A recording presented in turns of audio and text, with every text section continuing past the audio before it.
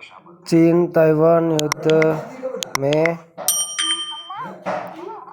क्या क्या नया खुलासा हुआ है, देखिए।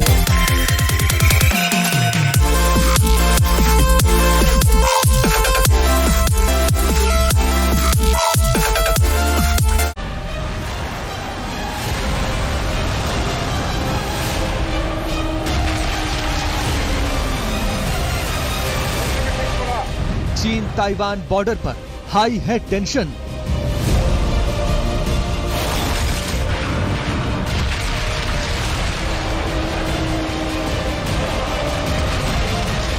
चीन ताइवान बॉर्डर पर जारी है चीन का जंगी महाएक्शन।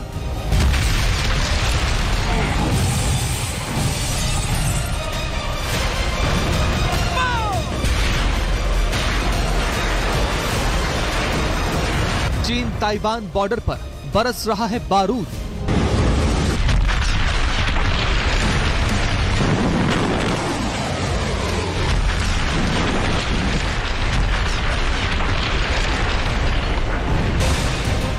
चीन ताइवान बॉर्डर पर बज रहा है महासंग्राम का अलार्म।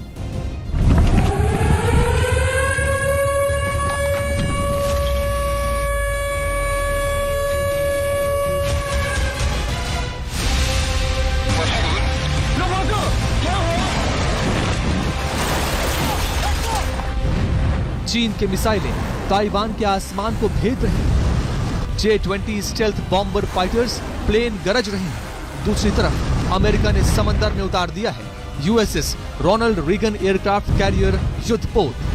चीन की हर हरकत पर अमेरिका के मिसाइल ट्रैकिंग स्पाई प्लेन्स रख रहे हैं जासूसी नजर। अगर चूक गई चीन की एक भी मिसाइल या गिर गया एक भी चीनी बॉम्ब ताइवान की सरजमीन पर, तो ये ऐलान वर्ल्ड वॉर हो सकता है। ताइवान तैयार है। पेलोसी ताइवान की सच्ची दोस्तों में से एक है। पेलोसी ने ताइवान का हमेशा साथ दिया। ताइवान के साथ खड़े होने के लिए शुक्रिया। लोकतंत्र को लेकर पेलोसी की प्रतिबद्धता सराहनीय है। अमेरिका आक्रामक है। Are here 43 years ago with the Taiwan Relations Act. America made a bedrock promise to always stand with Taiwan. चौधराहट की खींच में चीन हर हद पार करने को बेकरार है। We can see such a visit is apparently very much dangerous, very much provocative. Definitely, such a visit undermines the One China principle. अमेरिकी संसद स्पीकर नैन्सी के दौरे से ताइवान पर ऐसा तमतमाया चीन कि अब तक का सबसे खतरनाक युद्ध अभ्यास ताइवान चीन बॉर्डर पर कर रहा है। ताइवान को 7 सीमाओं पर घेर लिया है। अब आंखें तरेर रहा है अमेरिका पर, घुड़की दे रहा है जापान को, उंगली दिखा रहा है भारत को। ताइवान के पीछे एक महाशक्ति कॉल अमेरिका खड़ा है और साफ तौर पे अमेरिका ने लाउड एंड क्लियर कहा है कि अगर चीन ने किसी प्रकार से उसको इन्वेड करने की कोशिश की तो अमेरिका जो है डेफिनेटली इंटरवीन करेगा। और इसी माफी की चुनौती अमेरिका ने 1954 में, 1990, 1958 में और 1996 में दी और तीनों समय चीन जो है पीछे हट गया था। तो क्या चीन अमेरिका अदावत की कीमत चुकाएगी अब पूरी दुनिया? और जिस तरह से यूएस इसमें इन्वॉल्व हो रखा है, जिस तरह जापान इसमें इन्वॉल्व हो रखा है और मिलिटराइजेशन जो हो रहा है ताइवान स्ट्रेट का, ये पूरे अंतर्राष्ट्रीय समुदाय के लिए एक बहुत बड़ा खतरा है। अमेरिका की चाल से चित होगी चीन की दबंगई। Are committed to the security of Taiwan in order to have Taiwan be able to most effectively defend themselves. But it also is about our shared values of democracy and freedom and how Taiwan has been an example to the world in that regard. And whether it's certain insecurities on the part of the president of China as to his own political situation that he's rattling a saber, I don't know. Jinping की जिद कराएगी तीसरा विश्व युद्ध। Nancy Pelosi जब Taiwan में थी उसी समय चीन ने ऐलान कर दिया कि हम मिलिट्री ड्रिल्स करेंगे, और उसके बाद का जो उसका मिलिट्री ड्रिल था उससे इतना तो समझ में आता है कि चीन ये दिखाने की कोशिश कर रहा है कि अगर वो आक्रमण करता है तो ताइवान का हाल क्या होगा। और केवल ताइवान नहीं, ये दुनिया के कई देशों को एक संकेत हो सकता है। ये तबाही की एक ऐसी सनक हो सकती है जिससे दुनिया को सावधान रहने की आवश्यकता है।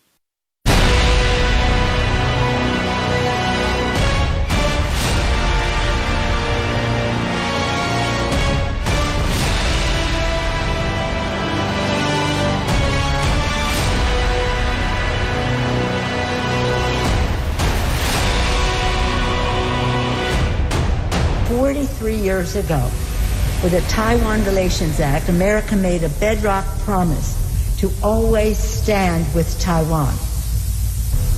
And on this strong foundation, we have built a thriving partnership, grounded in our shared values of self-government and self-determination, focused on our mutual security interests in the region and across the world. 82 साल की Nancy चीन की one China नीति को चुनौती देती हुई आई और रौंदती हुई चली। चीन चिल्लाता रह गया। इस तिलमिलाहट में चीन ताइवान को डराने के लिए अपना सारा असलहा बारूद लेकर चढ़ तो आया।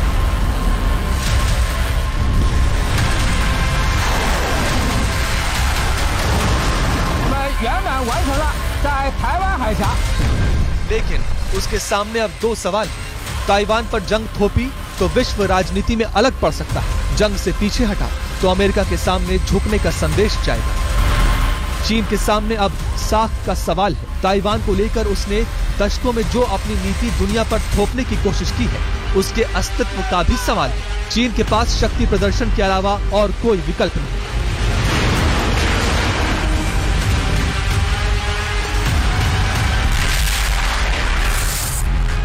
अब ये जब डिप्लोमेटिक चैनल से इनका जब काम नहीं चल रहा है, इन्होंने एक अपना शक्ति प्रदर्शन भी अभी शुरू कर दिया है, दिखाने के लिए कि चीन जो है ताइवान के साथ जो हरकतें हो रही हैं, जिस तरह से यूएस उसको एक रिकॉग्निशन दे रहा है, इस चीज को दबाने के लिए चीन हर हद तक जामदे जा सकता है। चीन की विशालतम सैन्य शक्ति के सामने ताइवान का तो कोई मुकाबला है ही नहीं। लेकिन ताइवान ने संभावित चीनी युद्ध का जवाब युद्ध से देने का ऐलान किया है, जो चीन को आग बबूला करने के लिए काफी है।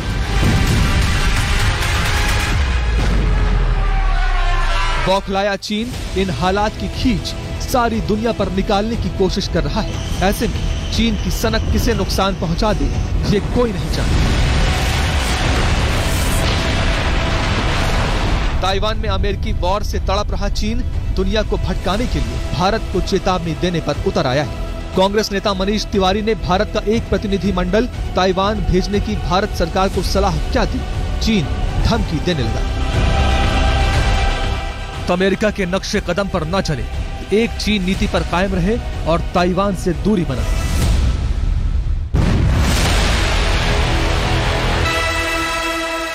तनाव के इस माहौल में चीन ने भारत के कंधे पर बंदूक रखकर एक और निशाना साधने की कोशिश की। चीनी विदेश मंत्रालय ने अमेरिका को धमकी देते हुए अपने बयान में ये कहा है कि एक चीन नीति को भारत समेत अंतर्राष्ट्रीय समुदायों का समर्थन प्राप्त है। ताइवान चीन का अंग है।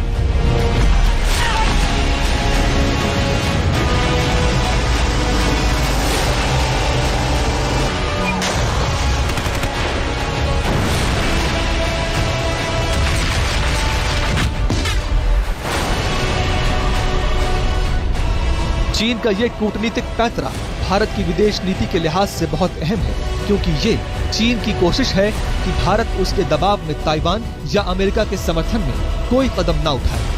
चाइना चाहता है कि हिंदुस्तान जो है वन चाइना पॉलिसी को स्वीकार करे, जो हिंदुस्तान अक्सर स्वीकार करता रहे। लेकिन इस समय हिंदुस्तान के पास बहुत बड़ा मौका है टू इंसिस्ट कि चाइना भी जो है वन इंडिया पॉलिसी को एक्सेप्ट करे। चाइना जो है LAC के ऊपर हर प्रकार से दबाव बनाने की कोशिश कर रहा है, अपनी एयर एक्टिविटी भी वहाँ बढ़ा रहा है। लेकिन हिंदुस्तान को किसी प्रकार से घबराने की आवश्यकता नहीं, किसी प्रकार से डरने की आवश्यकता नहीं, और इस मौके का फायदा उठाना चाहिए और हमको फुल फ्लेज डिप्लोमेटिक रिलेशंस कायम करने चाहिए ताइवान के साथ। G7 देशों ने चीन से ताइवान क्षेत्र में तनाव कम करने की अपील की तो चीन ने G7 समूह को खरी खोटी सुना दी। जापान ने चीन को तुरंत युद्ध अभ्यास रोकने को कहा तो चीन ने जापान के साथ होने वाली बैठक रद्द करके कड़े तेवर दिखा दिए। चीन की सनक का अंदाजा इसी से लगाया जा सकता है कि उसने नैन्सी पेलोसी के जाते ही जो 11 मिसाइलें ताइवान के ऊपर से छोड़ी, उनमें से 5 जापान के क्षेत्र में गिरी।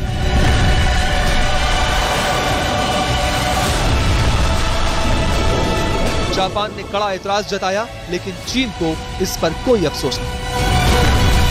अगर जल्द हालात नहीं सुधरे या चीन ताइवान अमेरिका तनाव और लंबा खिंचा या वाकई युद्ध हो गया तो दुनिया को भी इसकी बड़ी कीमत चुकानी होगी। दुनिया के कई देश जो रूस यूक्रेन युद्ध के चलते पहले ही खाद्यान्न और जरूरी वस्तुओं के संकट से जूझ रहे हैं, चीन की सनक के चलते अगर मामला वास्तविक युद्ध तक पहुंचा तो और मुश्किलें बढ़ जाएंगी। इसके अलावा ताइवान अकेला पूरी दुनिया के 92% हिस्से के लिए एडवांस सेमीकंडक्टर का उत्पादन करता है, वो खतरे में पड़ जाएगा। दुनिया में सेमीकंडक्टर्स की सबसे बड़ी सप्लाई ताइवान ही करता था, यानी कि पूरे दुनिया भर में अगर सेमीकंडक्टर्स जाती थी तो 63% मार्केट शेयर ताइवान के पास था। इसके बाद अगर आप देखें तो साउथ कोरियन कंट्री के पास 18% तक का मार्केट शेयर था, जहां पर सैमसंग जैसी कंपनी सेमीकंडक्टर्स बनाती हैं। चाइना के पास 7% और यूएस और बाकी कुछ कंट्रीज मिला के 15% तक मार्केट शेयर कमांड करती थी। इससे साफ तौर पर यह क्लियर हो गया कि दुनिया भर में बहुत से ऐसे कंट्रीज हैं जो ताइवान पर डिपेंडेंट हैं सेमीकंडक्टर्स के लिए। ताइवान मुद्दे पर धीरे धीरे दुनिया दो खेमों में बढ़ती जा रही है और एक बड़े विनाश का संकेत मिलने लगा है। पेंगोंग झील का ये पानी जितना पारदर्शी है, चीन की नीयत में उतनी ही ज्यादा खोट है। कोई पढ़ ही नहीं सकता कि उसकी नीयत में है क्या। अब अगर समझिए कि चीन और ताइवान के बीच युद्ध होता है, यानी चीन ताइवान पर आक्रमण करता है, तो सीधे तौर पर यह चीन और अमेरिका के बीच युद्ध होगा। और अगर ऐसा हुआ तो पूरी दुनिया दो खेमों में बंट जाएगी।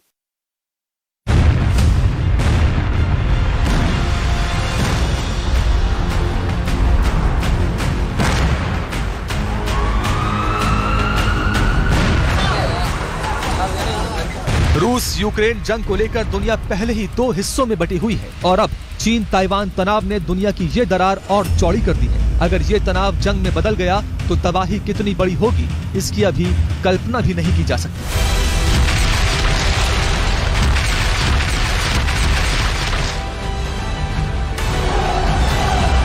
रशिया और यूक्रेन में भी जो लड़ाई चल रही है, दुनिया भर में जो थोड़ा इकोनॉमिक का क्राइसिस भी बढ़ रहा है, कोविड से भी पूरी दुनिया अभी जो लड़ाई कर रही है, इन सब चीजों के बीच में एक ये नया मसला जब खड़ा होगा तो इसमें अंतर्राष्ट्रीय समुदाय के लिए बहुत बड़ा मसला है। और जब इसमें इन्वॉल्वमेंट सब नेशंस का हो जाएगा तो ये भी एक मिनी वर्ल्ड वॉर से कम नहीं होगा। चीन अमेरिका के बीच तनातनी पहले थी, ताइवान मुद्दे पर दोनों आमने सामने आ गए। चीन को रूस ने समर्थन दे दिया है, उत्तर कोरिया ने भी चीन के साथ खड़े होने की बात कह दी है। ताइवान के साथ अमेरिका खुलकर आ चुका है, यानी 3 परमाणु संपन्न शक्तियां एक साथ हैं। पेलोसी ताइवान की सच्ची दोस्तों में से एक है। पेलोसी ने ताइवान का हमेशा साथ दिया। ताइवान के साथ खड़े होने के लिए शुक्रिया। लोकतंत्र को लेकर पेलोसी की प्रतिबद्धता सराहनीय है। अमेरिकी पार्लियामेंट स्पीकर नैन्सी ने ताइवान की धरती से लोकतंत्र और निरंकुशता में से किसी एक को चुनने का आह्वान दुनिया से करके एक नई गोलबंदी का संकेत दे दिया है।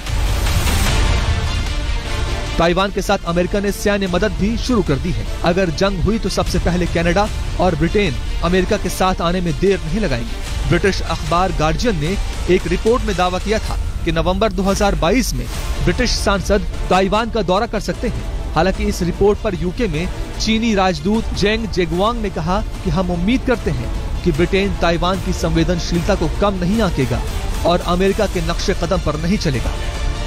चाइना में और अमेरिका में कोई डायरेक्ट कॉन्फ्लिक्ट नहीं हुआ ताइवान को लेकर, लेकिन दोनों ही देशों ने बहुत बड़े पैमाने पर अपनी फोर्सेस को डिप्लॉय किया है। अमेरिका ने 2 एयरक्राफ्ट कैरियर्स मूव कर दिए और अनेकों डिस्ट्रॉयर्स और फ्रिगेट्स और गाइडेड मिसाइल शिप को उस इलाके में तैनात कर दिया है और कई हवाई जहाज़ों को भी अलर्ट पे कर दिया है। चाइना ने भी उसी माफिक पे बहुत बड़ा जमावड़ा किया है। इससे जो सप्लाई लाइन्स हैं उनमें डिसरप्शन होगी। बड़े पैमाने पर जो दुनिया का 50% से ज़्यादा ट्रेड उस इलाके से होकर गुजरता है। 30% दुनिया का जो कंटेनर मूवमेंट्स हैं वो ताइवान स्ट्रेट से होकर गुजरती है। ऐसे में सारी दुनिया के ऊपर इसका असर पड़ेगा।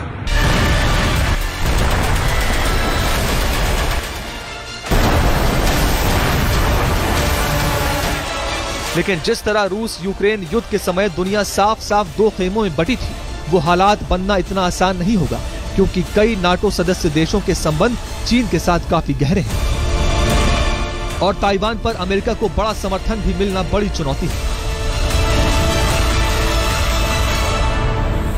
ताइवान 1949 से खुद को आजाद मुल्क मानता रहा है, लेकिन अभी भी उसे देश के तौर पर मान्यता देने वाले देश काफी कम हैं।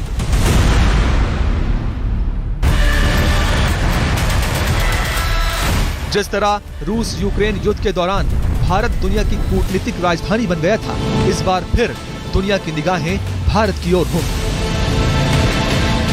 रूस यूक्रेन जंग के दौरान भारत ने किसी का समर्थन नहीं बल्कि जंग का विरोध किया। चीन ताइवान जंग छिड़ी तब भारत क्या करेगा, ये बड़ा सवाल भारत के सामने भी है। हालांकि भारत के ताइवान के साथ डिप्लोमेटिक रिश्ते नहीं है और काफी पहले वो चीन की वन चाइना नीति का समर्थन करता रहा है। लेकिन पिछले एक दशक में भारत का रुख चीन को लेकर धीरे धीरे बदला है। 2010 में जब चीन के तत्कालीन प्रधानमंत्री वेन जियाबाओ भारत के दौरे पर आए थे, तब संयुक्त बयान में भारत ने वन चाइना पॉलिसी के समर्थन का जिक्र नहीं किया था। दूसरी ओर हाल के कुछ सालों में चीन से तनाव के चलते भारत ने ताइवान से नजदीकियां भी बढ़ाई हैं। 2020 में 20 मई को बीजेपी ने अपने 2 सांसदों मीनाक्षी लेखी और राहुल कासवान को ताइवान की राष्ट्रपति साई इंग वेन के शपथ ग्रहण समारोह में वर्चुअली जुड़ने को कहा था। डोकलाम और अब लद्दाख में चीन की खराब नीयत के चलते भारत चीन के खिलाफ अपनी नीति बदल भी सकता है। रूस यूक्रेन युद्ध में अमेरिका की तरफ से हथियारों की मदद यूक्रेन को तो बहुत की गई, लेकिन एक्टिव पार्टिसिपेशन नहीं हुआ। अमेरिका के रुख की आलोचना भी अंतर्राष्ट्रीय तौर पर काफी हुई कि क्या वो केवल एक युद्ध को भड़काना चाहता है और जब जरूरत पड़ी यूक्रेन को तब वो आगे नहीं आया। पर अगर ताइवान की वैसी ही स्थिति होती है तब अमेरिका क्या करेगा? अमेरिका की तरफ से किस तरह के दावे किए जा रहे हैं और अंतर्राष्ट्रीय समुदाय ताइवान के हक में क्या कर सकता है?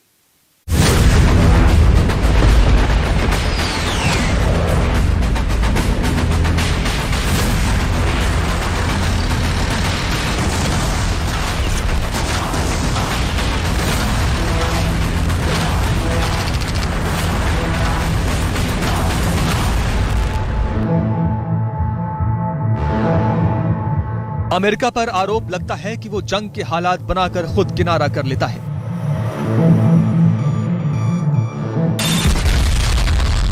हाल ही में रूस यूक्रेन जंग के दौरान ये बात और भी प्रमुखता से कही। अमेरिका ने यूक्रेन को हथियार और मानवीय सहायता तो दी, लेकिन खुद युद्ध में खुलकर साथ नहीं आया।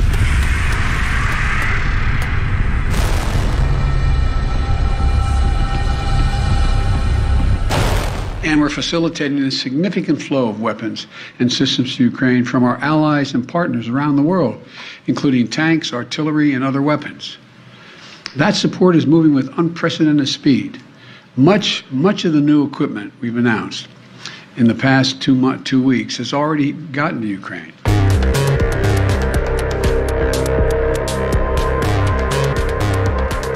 ताइवान में अमेरिकी सेनेट स्पीकर नैन्सी के दौरे के बाद से चीन ताइवान के बीच तनाव की स्थिति गंभीर बनी हुई है। एक जरा सी चिंगारी पूरे इलाके को जंगी आग में झोंक सकती है।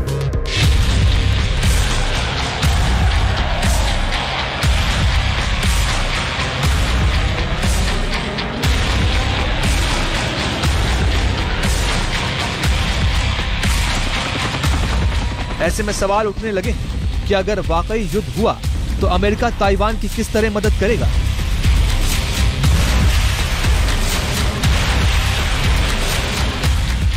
अमेरिका ताइवान की मदद यूक्रेन की तरह सिर्फ हथियार देकर करेगा?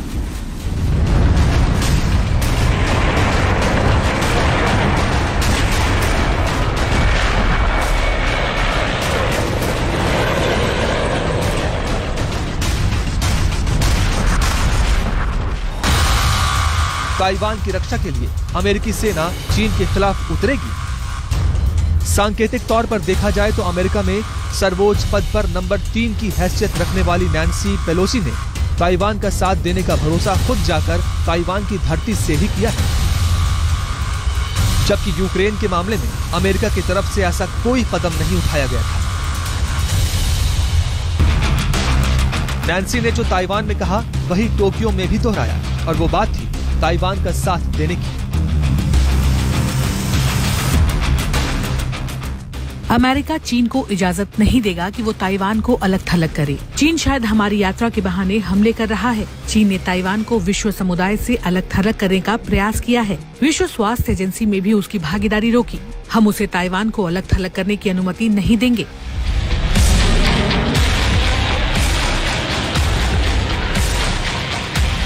ताइवान के मामले में जो दूसरा बड़ा संकेत अमेरिका की तरफ से दिखता है वो है चीन की धमकी के साथ ही अपने युद्धपोत USS रोनाल्ड रीगन ताइवान की मदद के लिए भेजते हैं। जहां तक अंतर्राष्ट्रीय समुदाय की बात है तो चीन को रूस के साथ अपने आर्थिक गुलाम पाकिस्तान का और मजबूरी में फंसे श्रीलंका का समर्थन मिल चुका है, जबकि अमेरिका की तरफ से अभी साथी देशों के पत्ते खुलना बाकी है। लाजमी है कि जब चीन और ताइवान के बीच युद्ध की आहट आती है तो जिक्र रूस और यूक्रेन के युद्ध का छिड़ ही जाता है।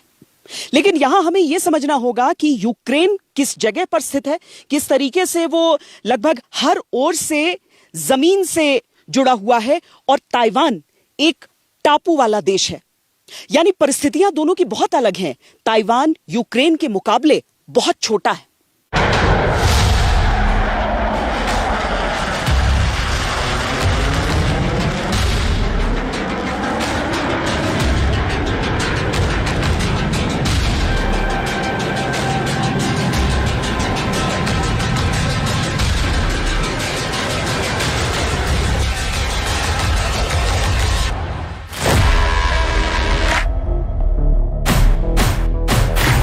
नैन्सी का दौरा बहाना है। चीन की नियत ताइवान पर हमेशा से खराब रही है और ये कोई दबी ढकी बात नहीं है।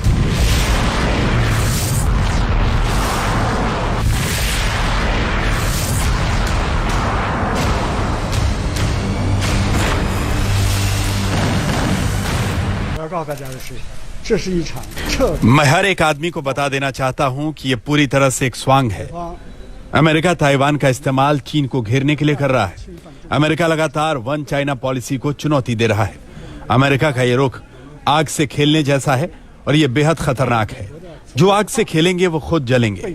अंजाम बहुत बुरा होने वाला है। लेकिन क्या वाकई चीन के लिए ताइवान एक आसान शिकार हो पाएगा?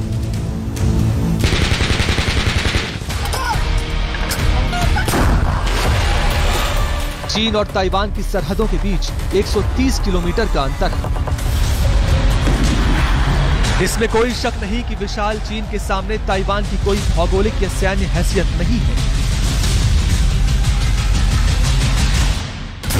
लेकिन जिस तरह की संरचना है ताइवान की, वो उसे चीन से लड़ने का कुछ तो हौसला देती है।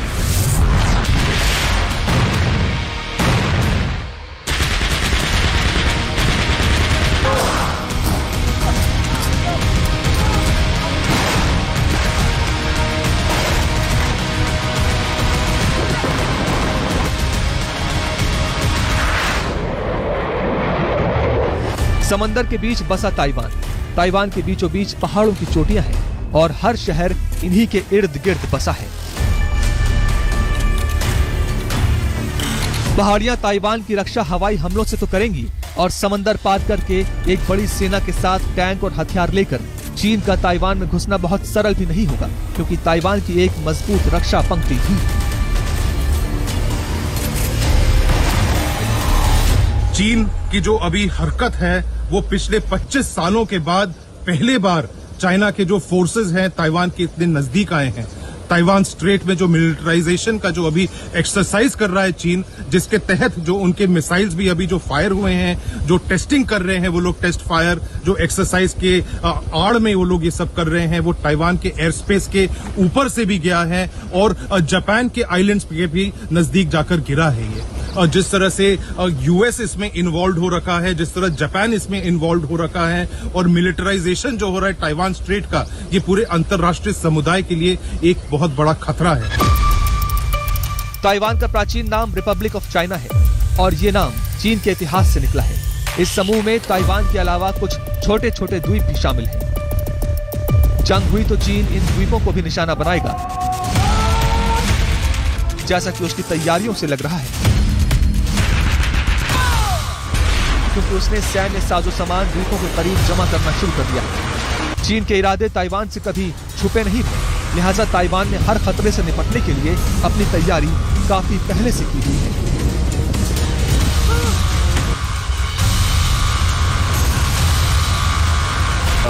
At the moment, the number of people participating in this kind of activity in Taiwan is currently increasing. This has been already a trend in the past 2 years. Since Chinese fighter jets started flying close to Taiwan, there has been an increase. After the Ukraine war started, the numbers have tripled or quadrupled. More and more people are coming to take part. पिछले कुछ सालों में राष्ट्रपति Ing Wen ने Taiwan की सेना को F-16 जैसे आधुनिक लड़ाकू विमानों से लैस किया है।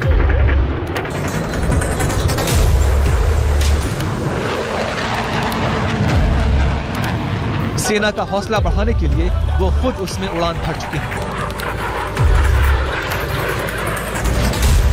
इसके अलावा युद्ध की स्थिति में ताइवान को अमेरिका का भी तुरंत साथ मिल सकता है, जिसके 20,000 सैनिक घंटे भर दूर ओकिनावा के सैन्य अड्डे में तैनात हैं। अमेरिका के एयरक्राफ्ट कैरियर साउथ चाइना सी में ताइवान की सुरक्षा में पहले से तैनात है। चीन ने अगर ताइवान में अधिक बर्बादी की कोशिश की तो इसका असर जापान पर जरूर पड़ेगा और ऐसे में चीन के सामने अमेरिका, ताइवान के अलावा जापान भी होगा और तब चीन की मुश्किलें बढ़ जाएंगी। चीन की ताकत बड़ी है, लेकिन हौसला और रणनीति ताइवान का भी कम नहीं है। छोटे छोटे देशों ने बड़ी बड़ी महाशक्तियों को धूल चटाई है या कड़ी टक्कर दी है। ग्वाटेमाला, अफगानिस्तान और अब यूक्रेन इसके गवाह हैं। जिस दिन से नैन्सी पेलोसी के ताइवान यात्रा की बात सामने आई थी, उस दिन से चीन धमकियां देता रहा, कभी ताइवान को, कभी अमेरिका को, हम देख लेंगे, हम छोड़ेंगे नहीं, न जाने क्या क्या चीन ने कहा। लेकिन नैन्सी पेलोसी की यात्रा खत्म होने तक उसने ताइवान पर आर्थिक प्रतिबंध लगाने की प्रक्रिया शुरू की। अब ताइवान जैसे छोटे देश पर इसका कितना असर पड़ सकता है और युद्ध हो न हो, इस तरह के आर्थिक प्रतिबंध से बचाना भी क्या बाकी समुदाय की जिम्मेदारी हो जाएगी?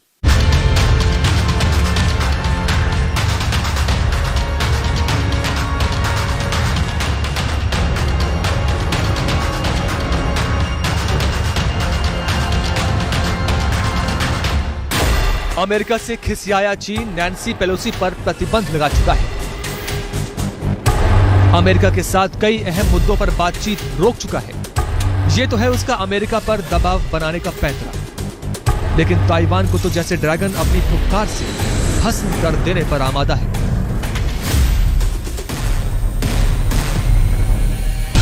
गुस्से में चीन ताइवान को परेशान करने की कोई वजह नहीं छोड़ रहा। बारूद बरसाकर ताइवान को दहशत में डालना चाहता है और आर्थिक प्रतिबंध लगाकर उसकी कमर तोड़ने की कोशिशों में जुट गया है।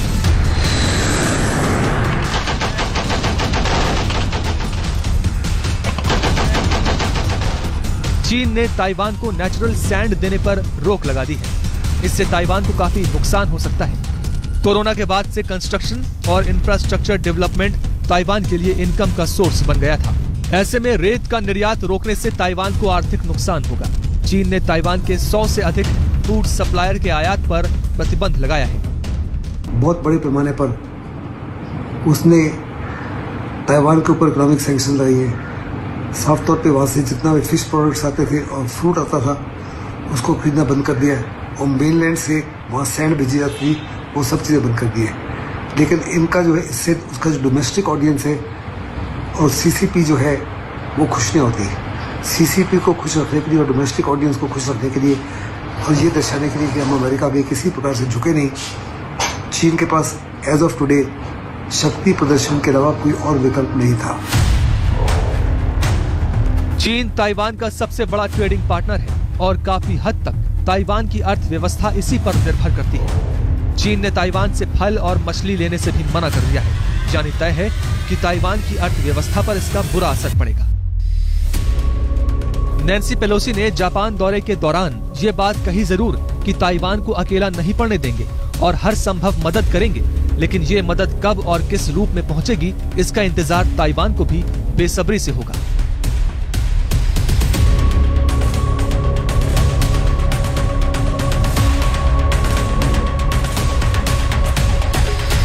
मंदी और कोरोना के बाद रूस यूक्रेन युद्ध से दुनिया पहले से त्रस्त है। कई देश भुखमरी की कगार पर हैं। ऐसे में अगर ताइवान को लेकर एक और युद्ध छिड़ा तो ताइवान को इसकी आर्थिक कीमत भी चुकानी होगी।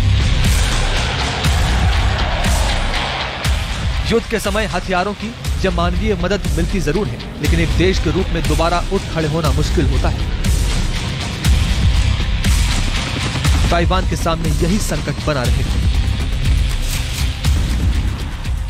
ताइवान को लेकर चीन का जिस तरह का रुख है, जिस तरह के खतरे वहां पर हैं, भारत को भी इस समय अतिरिक्त सावधानी बरतने की जरूरत है, क्योंकि ये भी इलाका जो आप देख रहे हैं लाइन ऑफ एक्चुअल कंट्रोल का ये इलाका है और यहाँ पर चीन किस तरीके से अपनी तैनाती पिछले कुछ समय से बढ़ाता रहा है, वो आने वाले समय के लिए भी एक बहुत बड़ा संकेत हो सकता है। बातचीत के दौर पे दौर भारत और चीन के बीच होते जा रहे हैं, लेकिन उसका कोई समाधान निकलता नजर आ नहीं रहा।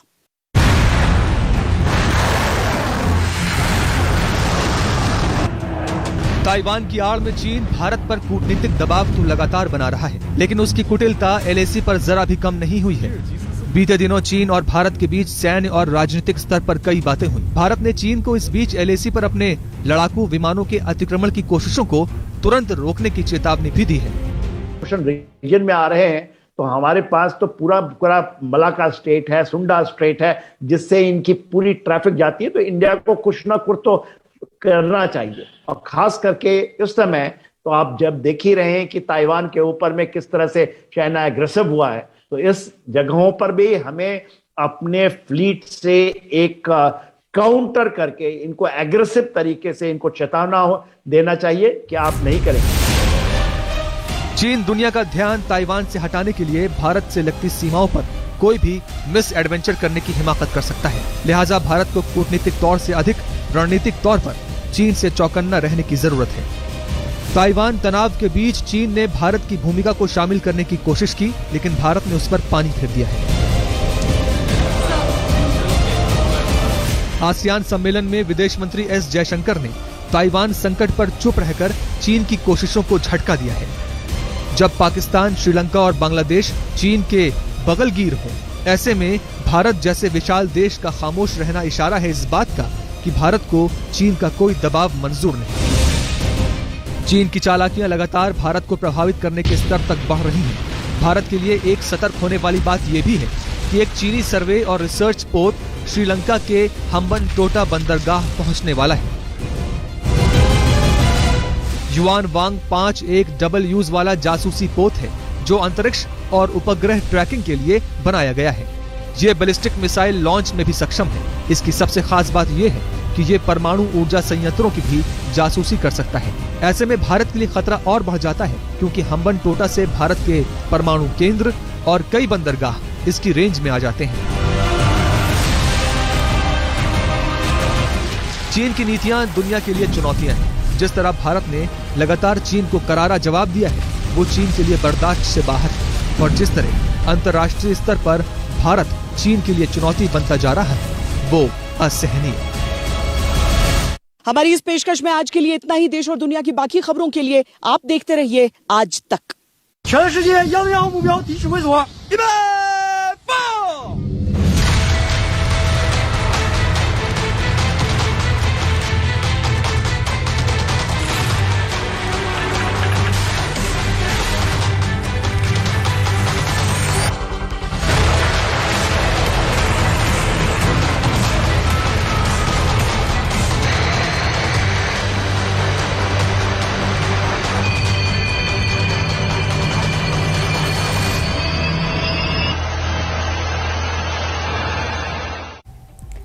चीन और ताइवान के बीच चल रहे तनातनी की स्थिति में चीन ने अब ऐलान कर दिया है कि वो अपना युद्धाभ्यास जो कि 6 तारीख को खत्म कर रहा था उसको बढ़ाकर 15 अगस्त तक वो ऐसे ही युद्धाभ्यास करता रहेगा। 7 तरफ से इस वक्त उसने ताइवान को घेरा हुआ है।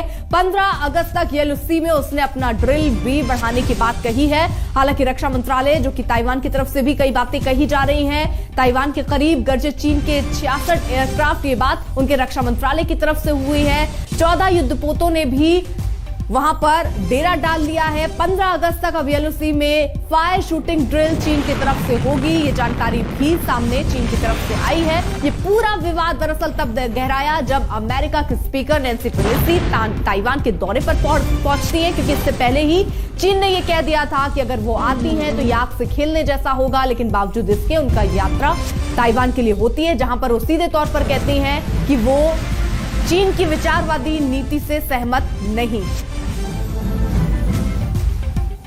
इसी के साथ वक्त एक छोटे से ब्रेक का, देखते रहिए। देश है मेरा हिंदुस्तान, देश पर मेरी जान कुर्बान, वीरों की वीरता को मेरा सलाम, बात गौरव की।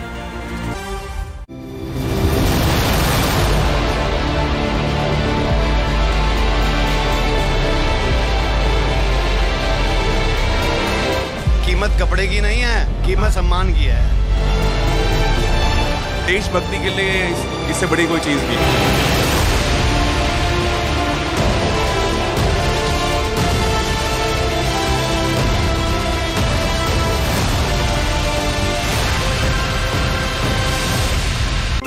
खुश रहें, आबाद रहें, क्या हमारी क्या तुम्हारी, बैर नहीं किसी से, अपनी सबसे यारी, सारी दुनिया प्यारी, दिखाएंगे सईद अंसारी। सोशल मीडिया पर लिखिए हैशटैग सारी दुनिया प्यारी और देखिए हमारे ये शो। कौन सी साजिश, कौन सा गुनाह।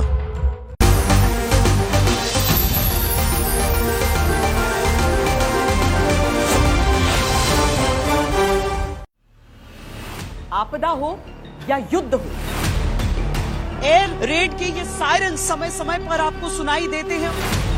चाहे नीति जनता के विरुद्ध, ये काला कानून वापस नहीं होगा, हम लोग यहाँ से बिल्कुल नहीं जाएंगे। सब कुछ सही होना है तो कश्मीर को आगे बढ़ना होगा।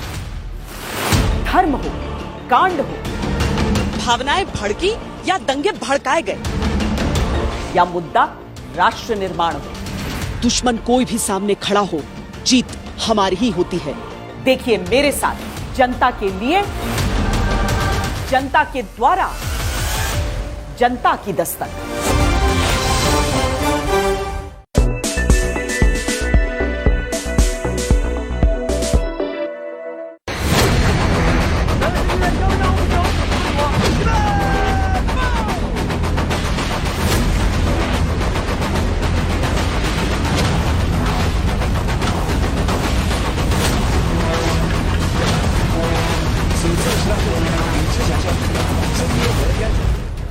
यूं तो इंडो पैसिफिक सागर में चीन की हर चालबाजी का मुंह तोड़ जवाब देता रहा है जापान।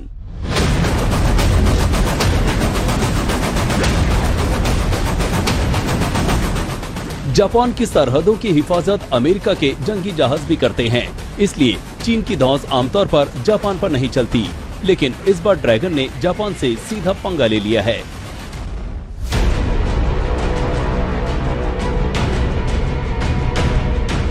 इस बार चीन ने जापान के साथ अपने समझौतों का उल्लंघन करते हुए अपने बैलिस्टिक मिसाइलों का रुख जापान की ओर भी मोड़ दिया।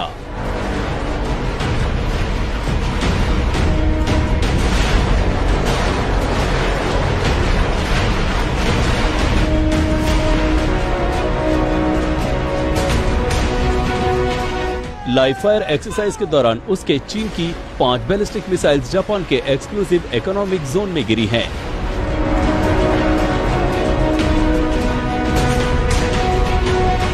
जाहिर है जापान को आग बबूला होना ही था। जापान के शीर्ष नेता ने चीन को आगाह किया है कि वो आग से न खेले।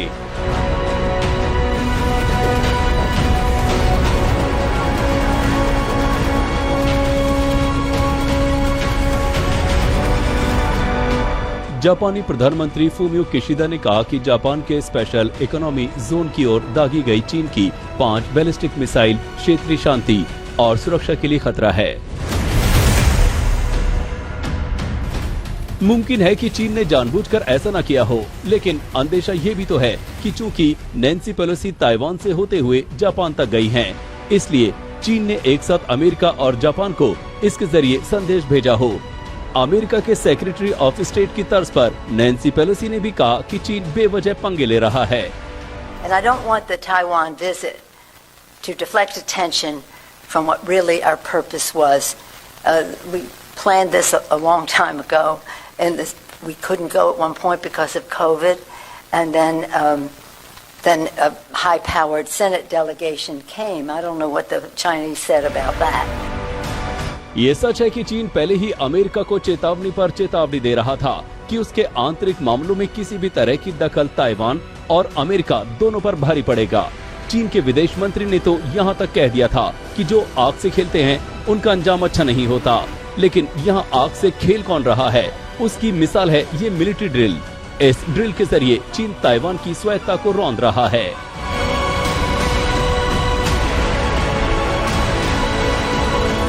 पहले ही दिन चीन ने ताइवान को टारगेट कर 11 मिसाइलें फायर की। लड़ाकू विमान ताइवान सीमा में जा घुसे।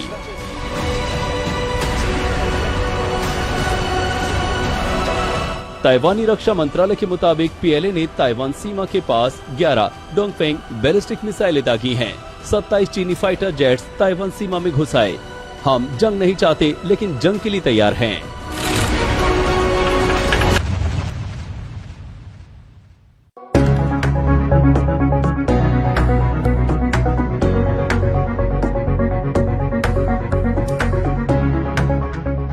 कई साल से सुस्त पड़े देश के रियल एस्टेट सेक्टर में कोरोना के बाद आई बाहर का फायदा लग्जरी हाउसिंग को भी मिला है। International property consulting firm Savills के मुताबिक जनवरी-जून के दौरान मुंबई, दिल्ली समेत गुरुग्राम और नोएडा की लग्जरी प्रॉपर्टी को भी कीमतों में बढ़ोतरी का फायदा मिला है। ऐसे में सेविल्स ने अनुमान जताया है कि जुलाई-दिसंबर छमाही में भी लग्जरी हाउसिंग की ये ग्रोथ जारी रहेगी। जानकारों का भी मानना है कि कोरोना के बाद अब महंगे घरों की तरफ लोगों का रुझान बढ़ा है।